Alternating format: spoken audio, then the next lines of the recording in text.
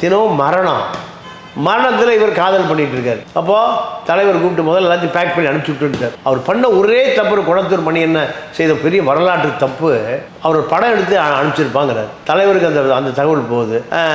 ஒரு 2 நிமிஷம் அவர் படம் எடுத்துட்டு அனுப்புகிறாங்க. இதுதான் இவருக்கு இன்றைக்கி இவ்வளோ பெரிய அரசியலுக்கான காரணம். 9-10% வாக்கு வச்சுருந்தீங்கன்னா இவர்களை எதிர்த்து நீங்கள் அரசியல் பண்ணிடுவோம் தெரிஞ்சுதுன்னா 5 கோடி ரூபாய் டொனேஷனுக்கு கொடுத்து விட்ருவோம் கணக்கு பண்ணிட்டு. இது எல்லாமே ஈழ அரசியல் வேறு. ஈழ அரசியல் கோடிக்கணக்கான டாலர்களை குட்டி கொடுக்கும். ஏன்னா ஈழப்பிரச்சனை பேசுவதற்கு ஆளே இல்லை. அப்போது பணம் வருகிற பொழுது மமதையும் வந்துடும், திமிரு வந்துடும், ஆணவம் வந்துடும், அதிகாரம் வந்துடும்.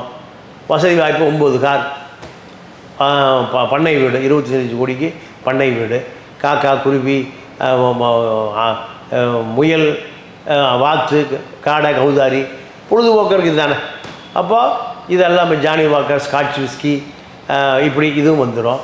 போன 21 தேர்தலில் வேலுமணி ஏடிஎம்கே கூட்டணியில் ஒரு 10 சீட்டு 15 சீட்டு தரங்கிறாரு. அவர் வேண்டாங்கிறார். யாரா நீங்கள் ராஜீவ்காந்தியும் கல்யாணம் போனது காரணமாக தானே. ஏன்னா அவர் போய் வேலுமணிட்டு சேர்ந்தார். வேலுமணி பணம் கொடுக்குறாரு சீமானுக்கு, சீட்டு கொடுக்குறாரு. சீட்டெல்லாம் வேண்டாங்க, ஜெயிச்சிட்டெல்லாம் கட்டுப்பாடு தன் கட்சிக்கார எம்எல்ஏ ஆகிடக்கூடாது. ஒரு ஆக்சிடெண்ட்டில் எல்லாரும் சேர்ந்து உட்கார வைக்கிறாங்க நாற்காலியில். நாம் தமிழர் கட்சியினுடைய ஒருங்கிணைப்பாளர்னு சீமானை உட்கார வைக்கிறாங்க. உட்கார்ந்தோடு இருக்கவனை போது பிசை தட்டி விட்டார். இப்போ இவரே வச்சுருக்காரு. இந்த பணம், இந்த கட்சி பணம் காய்க்கிற மரமாக மாறி போச்சு. இவருக்கும் பாக்யராசனுக்கு இவங்களுடைய கட்சியினுடைய பொருளாளர் வேலுமணி தான். ஏன் திமுகவை அடிக்கணும், அதுக்கு வேலுமணி வச்சுருக்காரு. வேலுமணி சவுக்கு சங்கரி அவர் தான் 3 கோடி செலவு பண்ணி பெயில் எடுத்தார். சீமாங்கட்சி அவர் தான் வச்சுருக்காரு. ஆக வேலுமணி பல பத்திரிகையாளர்களுக்கு பல கட்சிகளுக்கு அவர் தான் தலைவர். ரெட்ரோலுக்ஸ் நெஞ்சங்களுக்கு வணக்கம். நான் உங்கள் கார்த்திக். இன்றைய சிறப்பு நேர்காணலில் நம்மோடு இணைந்திருப்பவர் மூத்த பத்திரிகையாளர் திரு தமிழா பாண்டியன் அவர்கள். வணக்கம் சார். வணக்கம். எப்படி இருக்கீங்க? நல்லா இருக்கேன். நாம் தமிழர் கட்சி, இந்த கட்சியிலிருந்து இந்த 2ஆம் கட்ட தலைவர்கள் நிர்வாகிகள் பல பேர் வெளியே வராங்க. அவர்கள் கொடுக்கக்கூடிய பேட்டி இதெல்லாம் பெரிய பேசு பொருளாக இருக்குன்னு சொல்லலாம். மற்ற கட்சிகளில் இல்லையா அப்படின்னு கேட்டால் இருக்குது. ஆனால் நாம் தமிழர் கட்சியில் நடக்கும்போது அது பெரிய பேசு பொருளாகவும் அதற்கு முக்கியத்துவம் கொடுக்குற மாதிரியான விஷயங்கள் நம்ம தொடர்ந்து பார்த்துக்கிட்டு இருக்கோம். அதற்கேற்ற மாதிரியே அவர்களுடைய ஆடியோக்கள், காளியம்மாளுடைய ஆடியோ அப்படின்னு, சாட்டை அவர்களுடைய ஆடியோ அப்படின்னு சொல்லி நிறைய விஷயங்கள் வெளியே வருது. இப்போது நேற்றைய தினம் பார்த்திங்கன்னா கிருஷ்ணகிரி மாவட்டத்திலேருந்து ஒரு நிர்வாகி வெளியேறார். அவர் என்ன சொல்கிறாருன்னா, எந்த ஜென்மத்திலேயே செஞ்ச பாவம் இந்த கட்சியில் நான் மாட்டிக்கிட்டேன்ற மாதிரி சில விஷயங்கள் சொல்கிறாரு. சீமான் பற்றிய குற்றச்சாட்டுகளை அடுக்கிறாரு. ராவணன் குடில் பற்றி நிறைய விஷயங்கள் அதில் வெளியே வருது. கிட்டத்தட்ட திரள் நிதி மட்டுமே ஒரு 100 கோடி ரூபாய்க்கு இருக்கும். அதற்கு கம்மியாக இருக்க வாய்ப்பு இல்லை, அதற்கு அதிகமாக இருக்க வாய்ப்புகள் இருக்குது அப்படின்றார். தொடர்ந்து இந்த மாதிரியான செய்திகள் ஏன் வருது, எதனால் அதிலிருந்து வெளியேறாங்க? இல்லை, நாம் தமிழர் சீமானை பொறுத்தவரை 2ஆம் கட்ட தலைவர்கள் யாருமே சீமானால் இன்று வரை அடையாளப்படுத்தப்படவில்லை. அதற்கு என்ன காரணம் என்றால், தன்னை விட அவர்கள் முக்கியத்துவம் பெற்றுவிடக்கூடாது. சீமானை பொறுத்த வரைக்கும் ஒரு அரசியல் அடிப்படைவாதியே அல்ல. குறைந்தபட்சம் விஜயகாந்த் கட்சியில் சேர்ந்து குறைந்தபட்சம் ஒரு எம்எல்ஏ ஆகணும், இதுதான் அவருடைய அதிகபட்ச ஆசை. இதுதான் அவர் விஜயகாந்த் கட்சி சேருவதற்கு முயற்சி செய்த காலம் 2005-6 வாக்கில். ஆனால் பெரியார் இயக்கங்களுக்கு அறிமுகப்படுத்தப்பட்டு அறிவுமதியால், கவிஞர் அறிவுமதி, அவர் சினிமாவுக்கு பாட்டு எழுத மாட்டார், அவரால் திராவிட இயக்கங்களுக்கு அறிமுகப்படுத்தப்பட்டு திராவிட கழக மேடை பேச்சாளராக அரசியலுக்கு அறிமுகமாகிறார். இதுதான் இவருடைய ஆரம்ப கட்டம்.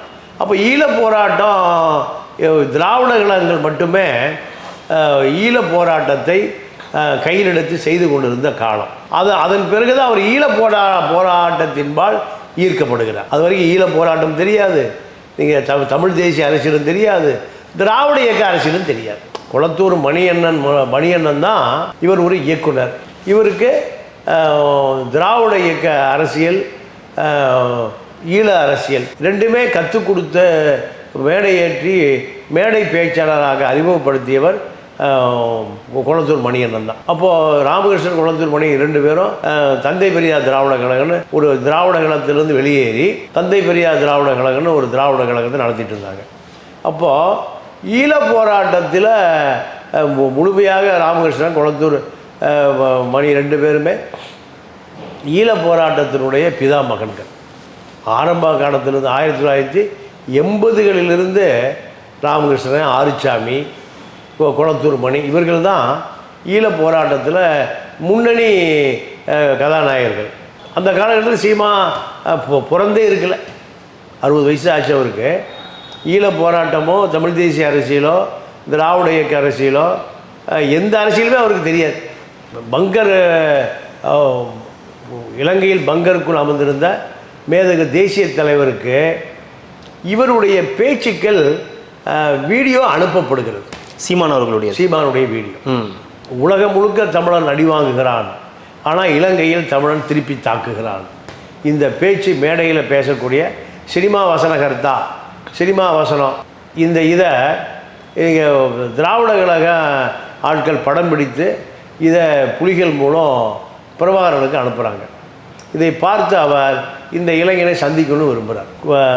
குளத்தூர் மணியண்ணன் தான் இவரை பெங்களூர்லேருந்து கொழும்புக்கு அதை ஏற்றி விட்டவர் யாருன்னு கேட்டிங்கன்னா பெங்களூரு கணேசன். ஒரு போர்க்களத்தில் ஒரு படம் எடுத்தார்ல, அவர் தான். கொழும்பில் இறங்கிய பிறகு கொழும்பிலிருந்து கடல் வழியாக தலைமன்னார் கொண்டு போகப்பட்டார். தலைமன்னாரிலிருந்து அவரை பரந்தன் வழியாக விஸ்வமோட குடிகாம கொண்டு போய் தலைவர்கிட்ட ஒரு சினிமா எடுப்பதற்காக இவர் அங்கே கொண்டு போகிறாங்க. அந்த படம் எல்லாளனுங்கிற ஒரு படம். இவர் அந்த யுத்த களத்தில், போர்க்களத்தில் இவரால் நீங்கள் சகஜ நிலைமையில் இருக்க முடியல. அப்போது உடனடியாக நான் இந்தியா திரும்பணுங்கிறார். அந்த நேரத்தில் மின்னல் முருகன் ஒரு சினிமா டைரக்டர் இதே வேலைக்கு அங்கே வந்திருக்கார். 2 பேரும் ஒரே அறையில் தங்க வைக்கப்பட்டிருக்கிறார்கள். புலிகள் இயக்கத்தை பொறுத்த வரைக்கும் மது குடிப்பது என்பது பெரிய குற்றம். ஆனால் மின்னல் முருகனுக்கும் அந்த சீமானுக்கும் 2 பேருக்கும் அந்த போர்க்களத்தில் நடக்கிற யுத்தத்தில் மனித சதைகள், மனித உடல்கள் இதெல்லாம் பார்க்கும்போது இவங்க 2 பேருமே ஒரு புது அனுபவம். அதனால் தவிர்க்க முடியாமல் 2 பேருக்கும் மதுவை கடத்தி கொண்டு வந்து கொடுக்குறாங்க. 2 பேருக்கும் மின்னல் முருகன் இருக்கார். அது எல்லாளன் படத்தினுடைய இயக்குனர் அவர் தான். அப்போது சீமான் அங்கிருந்த 15 நாட்கள் 16 நாட்களுமே நீங்கள் அச்சத்தோடு இருந்தார். எப்படியாவது என்னை கொண்டு போய் போட்டில் ஏற்றி இந்தியாவுக்கு விட்டுருக்காங்கிறார். 15 நாள் தான் அவர் அங்கே இருந்தது. 15 நாளும் 2 பேரும் ஒரே கட்டணத்தில் இருந்தாங்க. கடைசி நேரத்தில் புறப்படுகிற பொழுது குளத்தூர் மணியன் ஏற்பாட்டில் தலைவரோடு ஒரு படம் எடுக்கிறார். ஓரிரு நிமிடங்கள். இந்த மது குடிக்கிற நபரை பிரபாகரனுக்கு பிடிக்காது. போதை ஆசாமிகளை பிரபாகரனுக்கு பிடிக்கவே பிடிக்காது. இதுக்கு நடுவில் அங்கேருந்து ஒரு பெண்ணை காதல் செஞ்சு திருமணம் பண்ணணும்னு அங்கே ஒரு ப்ரொபோசல் கொடுக்குறாரு. யுத்த களம் அது. தினமும் மரணத்தில் இவர் காதல் பண்ணிகிட்டு இருக்கார். அப்போது தலைவர் கூப்பிட்டு முதல்ல எல்லாத்தையும் பேக் பண்ணி அனுப்பிச்சி விட்டுருக்கார். அவர் பண்ண ஒரே தப்பு, குளத்தூர் மணி என்ன செய்த பெரிய வரலாற்று தப்பு, அவர் படம் எடுத்து அனுப்பிச்சிருப்பாங்கிறார். தலைவருக்கு அந்த தகவல் போகுது. ஒரு 2 நிமிஷம் அவர் படம் எடுத்துட்டு அனுப்புகிறாங்க. இதுதான் இவருக்கு இன்றைக்கி இவ்வளோ பெரிய அரசியலுக்கான காரணம். நீங்கள் ஈழ போராட்டத்தில் திராவிட இயக்கங்கள் துரோகம் செய்த பிறகு திராவிட இயக்கத்திலிருந்து வெளியேறிய தமிழ் தேசிய அரசியல் செய்ய விரும்பிய அத்தனை பேரும் ஒன்று சேர்ந்து தான் இந்த நாம் தமிழர் இயக்கத்தை ஆரம்பிக்கிறாங்க. இப்போ ஆவல் கணேசன் நெடுமாறன் இருக்கார். இது மாதிரி நிறைய பேர் சேர்ந்து தான் ஆரம்பிக்கிறாங்க. ஆரம்பித்த பிறகு இவரை தலைமை ஒருங்கிணைப்பாளராக நியமிக்கிறாங்க. தலைமை ஒருங்கிணைப்பாக இருந்து நீங்கள் ஒட்டுமொத்தமாக மற்றவர்களுக்கு இல்லாத சினிமா முகம் இவருக்கு இருக்குது. ஒரு பிரபலம். இதுதான் இவருடைய அறுவடை. இப்போ ஈழத்தமிழர்கள் நிறைய பேர் இப்போ அவரை ஆதரிக்கிறான், பணம் கொடுக்குறான். ஏன்னா ஈழ அரசியலை பேசுவதற்கு நீங்கள் திமுக, அதிமுக, காங்கிரஸ், கம்யூனிஸ்ட்டு, சிறுத்தைகள் இப்படி அத்தனை பேரும் விட்டுட்டாங்க. இப்போ ஈழத்தமிழ் அரசியலை பேசுவதற்கு உயிரோடு வைத்திருப்பதற்கு ஒரே ஆள் யாருன்னு கேட்டிங்கன்னா சீமான் தான். சீமானுக்கு ஈழத்தமிழர்கள் டாலர்களை பவுண்ட்ஸுகளை குட்டி கொடுக்குறான். இதுதான் அவருக்கு இன்றைக்கி எனக்கு தெரிஞ்சு ஒரு 1000 கோடி ரூபாய் அசெட் அவுட் இருக்குது. 1000 கோடி ரூபாய் இருக்குது. நீங்கள் 1000 கோடி இருக்கிறவட்டு எதுக்கு சார் திரள் நிதி திரட்டுறாங்க? 1000 கோடி இருக்குன்னா திரள் நிதி ஏன் வாங்கணும்? இல்லை, இப்போ 1 லட்சம் கோடி இருக்குது திமுக அறக்கட்டளையில். எவ்வளோ இருக்குது? 1 லட்சம் கோடி. 1 லட்சம் கோடி. கருணாநிதி ஒவ்வொரு பிறந்த நாளுக்கு ஒரு உண்டியல் வச்சுருவார். அந்த உண்டியலில் பணம் போடணும். உண்டியலில் பணம் போடணும். 1 லட்சம் கோடி வச்சுருக்க எதுக்குங்க உண்டியல்னு கேட்குறீங்க நீங்கள்? வறுமை என்பது மனிதனுக்கு மனசில் தான் வறுமை, இயல்பாக வறுமை இல்லை. சீமானை பொறுத்த வரைக்கும் இப்போ அவர் குடியிருக்கிற வீடு 25 கோடி ரூபாய்க்கு விலைக்கு வாங்கப்பட்டது. வாடகை 3 லட்ச ரூபாய்க்கு குடியிருக்கிறேன்னு சொல்கிறாரு. 25 கோடி ரூபாய்க்கு அது விலைக்கு வாங்கப்பட்டது. வாங்கியாச்சு. 10 பேர் இப்போ அங்கே பணியாட்கள் இருக்காங்க. இருக்கிறது புருஷன் பொண்டாட்டி அந்த குழந்தை 3 பேர் தான். ஆனால் எத்தனை பணியாட்கள்? 10 பேர் இருக்காங்க. 10 பேர் 6 கார் இருக்கு. 15 கார்னு ஒருத்தர் சொன்னார். கிருஷ்ணகிரி கார் வந்து 15 கார். எனக்கு தெரிஞ்ச 6 கார். இப்போ அதிகமாக 9 கார் வாங்கியிருக்கலாம். இப்போ இது வந்து ஒரு லக்ஸரியான வாழ்க்கை. எது அது அவர்களை வாழ வைக்குதுன்னா ஈழத்தமிழர்கள் தான் வாழ வைக்கிறான். ஈழத்தமிழர்கள் கனடாவிலேருந்து, லண்டன்லேருந்து, ஃப்ரான்ஸ்லேருந்து, ஜெர்மனிலேருந்து குட்டி கொடுக்குறான். நீங்கள் தமிழ்நாட்டு அரசியல்வாதிகளை ஒட்டி இருக்கக்கூடிய ஆட்கள் நீங்கள் ஒரு 200 பேர் இருக்கான். ஒரு லிஸ்ட் 5 கோடி ரூபா ஒரு ஆள்கிட்ட வாங்கலாம். அப்போ 200 பேர்கிட்ட 1000 கோடி ரூபா. இங்கே இருக்கக்கூடிய பச்சைமுத்து, வைகுண்டராஜன், மதுரையில் இருக்கிற ஆர்பிஎஸ்ஆ அந்த கிரானைட் எக்ஸ்போர்ட்ரு, இப்படி தமிழ்நாட்டில் சட்டவிரோதமாக குவாரி நடத்துகிற மணல் கரிகாலை இந்த மாதிரி 200 பேர் இருக்காங்க. 200 பேரை பற்றி நீங்கள் விமர்சனம் பண்ணாமையோ, எதிர்த்து அரசியல் பண்ணாமையோ, ஆர்ப்பாட்டம் பண்ணாமையோ இருந்தீங்கன்னா அந்த தொழிலதிபர்கள் பூராமே சட்ட விரோத மணல் மாஃபியாக்கள் தான். கல்வி மாஃபியாக்கள், மது மாஃபியாக்கள், ரியல் எஸ்டேட் மாஃபியாக்கள், இவங்க இப்படி எவ்வளோ பேர் இருக்காங்க? 200 பேர். 200 பேருக்கு 5 கோடி ரூபாய் என்பது மிக சாதாரணமான விஷயம். ஒரு ப்ராஜெக்ட் 1000 கோடி 2000 கோடி அரசு நிலத்திலே பில்டிங் கட்டி விற்றுருவான். காசா கிராண்டு, ஜெயின் பில்டர்ஸு, பாசியம் கன்ஸ்ட்ரக்ஷன், இதெல்லாம் அரசு நிலத்திலே கட்டி விற்றுரும். 1000 கோடி ரூபாய் விற்றுட்டு அதோட நம்பரெல்லாம் டெலிட் பண்ணிட்டு போயிடுவான். வாங்கணும் அதோட இடிஞ்சு விழுந்து சாக வேண்டி தான். அப்போ இவர்களெல்லாம் இது அரசியல் கட்சிக்கு பணம் கொடுத்தே ஆகணும். இப்போ கடைசியாக வந்து சேர்ந்த கட்சி எது? சீமா கட்சி. மணல் கரிகாலம் இருக்கான். மது மாஃபியா 50 சாராய் ஃபேக்ட்ரி இருக்கு. ஜெகத் ரட்சகன், டிஆர் பாலு, உளியன் ஓசை, டிஎம் ஜெயமுருகன், இப்போ இது போன்ற ஆட்கள் குறைந்தபட்சம் தங்களை பற்றி எதுவும் பேசிடக்கூடாது. இது ஜெகத் ரட்சகன்,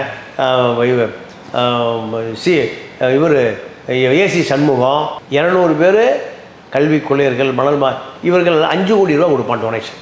அப்போ 200 பேர் கொடுத்தா எவ்வளோ ஆச்சு? 1000 கோடி ஆச்சு.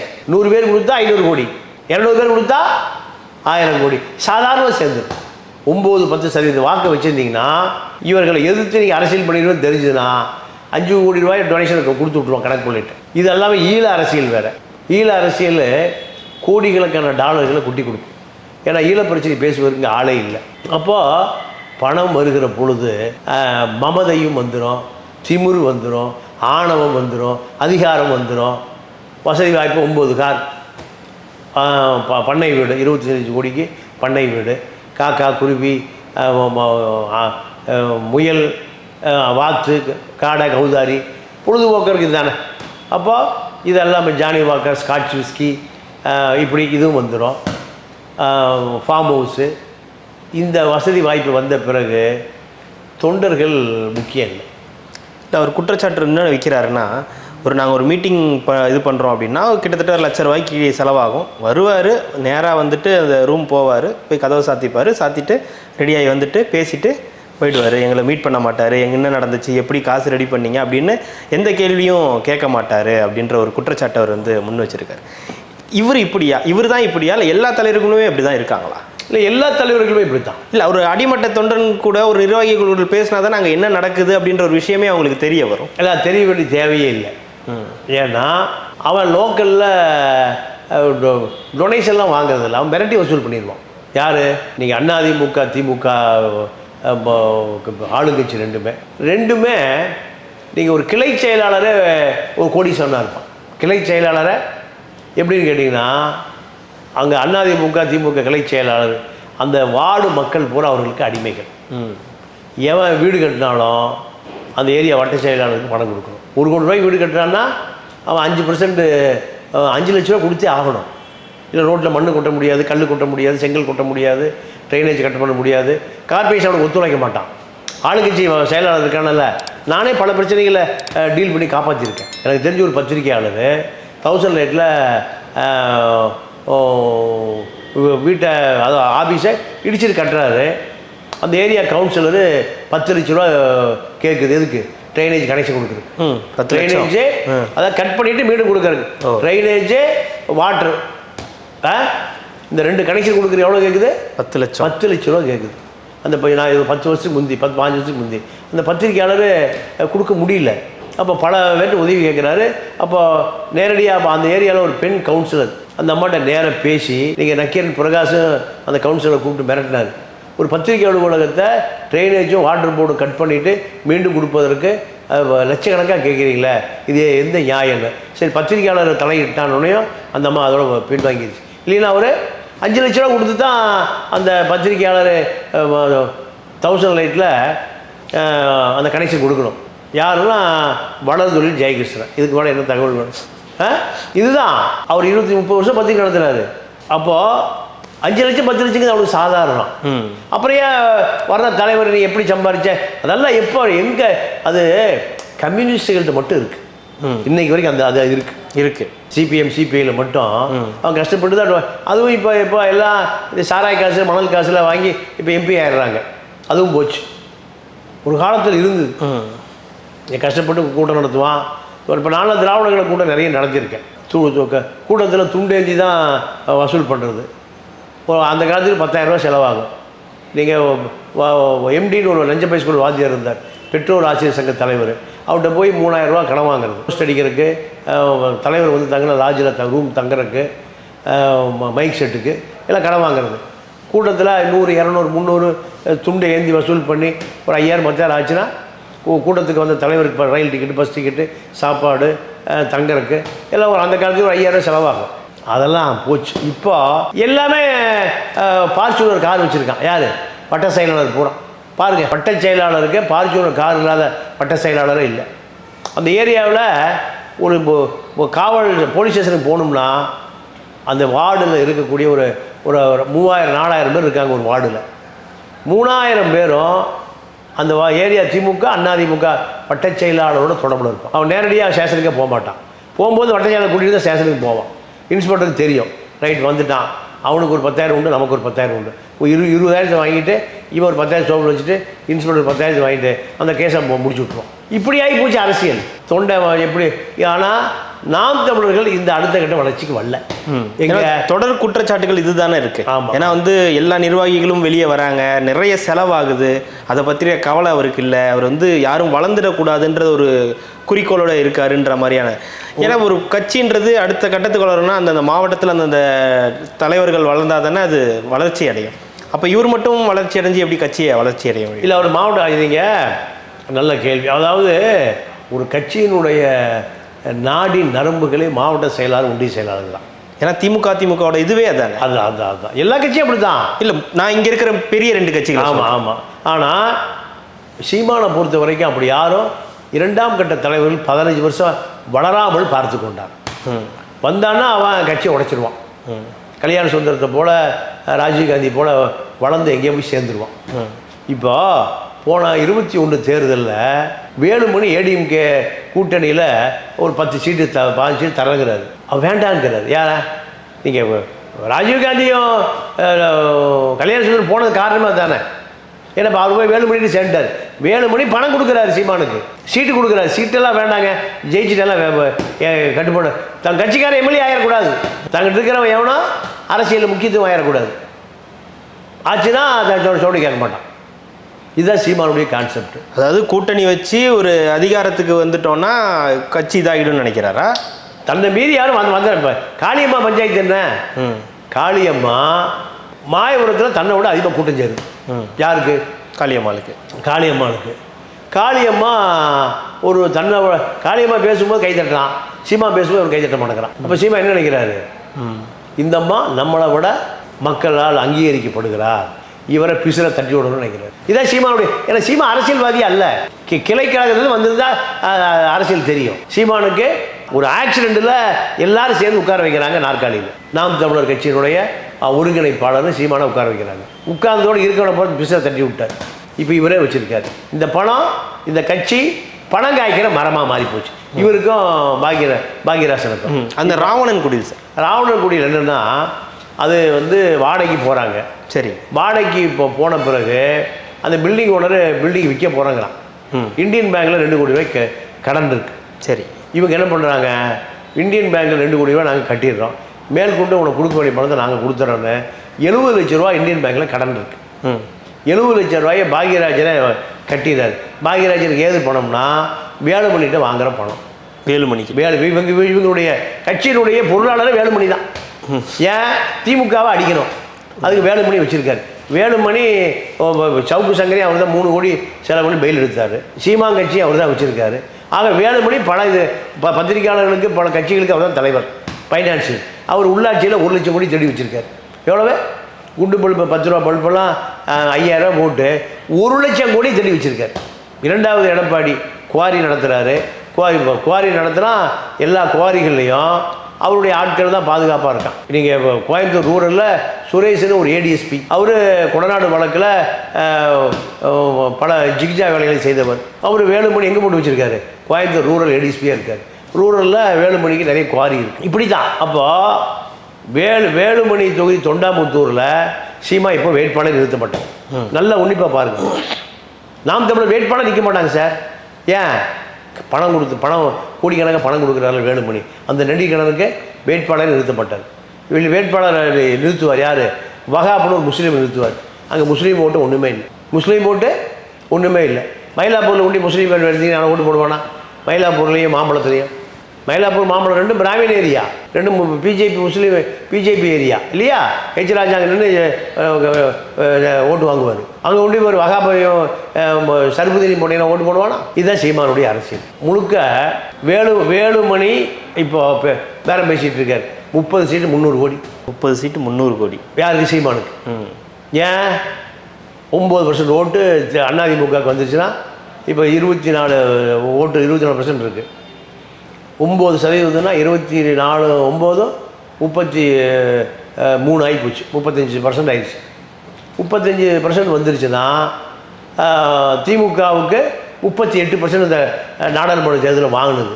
சிறுத்தையும் உடச்சி எடுத்துட்டா, வேல்முருகனையும் உடச்சி எடுத்துட்டா எடப்பாடி ஜெயிச்சிருவார். இந்த கணக்கில் சீமாங்கிட்ட வேலுமணி முதல் கட்ட பேச்சுவார்த்தை, 2ஆம் கட்ட ராவணனும் பாக்யநாதனும் போய் 2 கட்ட பேச்சுவார்த்தை முடிச்சுட்டு வந்துட்டாங்க. சீமா என்ன சொல்கிறாரு, பணத்தை கொடுத்துருங்க, நான் உங்களுக்கு வேலை செய்கிறேன், திமுகவை எதுக்குறேன், நான் உங்களோட கூட்டி சேர்ந்தேன்னா எல்லாம் விஜயகாந்த் கட்சி மாதிரி ஆகிடும், எல்லாம் என்னை விட்டு போயிடுவான்.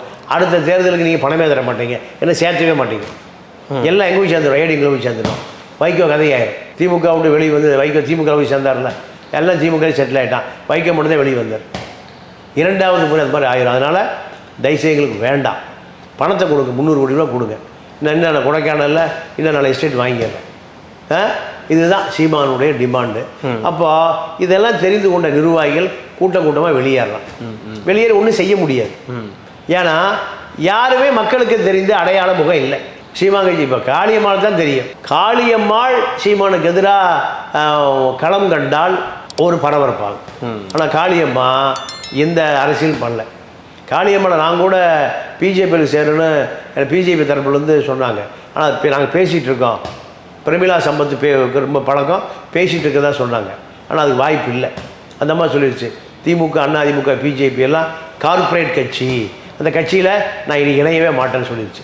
நான் அதனால் காளியம்மா மீது சொன்ன அந்த இதை வாபஸ் வாங்கிக்கிறேன். காளியம்மா எந்த கட்சியில் சேருவதற்கு தயாராக இல்லை. மீனவர் சமூகத்திற்காக தன்னுடைய வாழ்நாள் முழுக்க நான் உழைக்க போகிறேன்னு அந்த அம்மா சொல்கிறாங்க. அதுதான் இப்போ சீமானுக்கு பெரிய நெருடல் காளியம்மா தான். ஏன்னா நிர்வாகிகள் எல்லாருமே வந்து வெளியேறது, இந்த ராவணன் குடில் பற்றி வந்த செய்திகள் எல்லாமே வந்து சீமானுக்கு எதிரான கருத்துக்களாக இருக்குது. தொடர்ந்து அந்த நிர்வாகிகள் வெளியேறுவது அப்படின்றது அந்த கட்சிக்கு பலவீனம்னு பார்க்குறீங்களா? எப்படி? இல்லை, அது ஒன்றும் எந்த பலவீனம் இல்லை. 9% சீமானுக்கு விழுகும். ஏன்னா நிர்வாகிகள் யாருமே பெரிய அளவில் சீமானை டேமேஜ் பண்ண முடியல. விஜயலட்சுமியே டேமேஜ் பண்ண முடியலையே.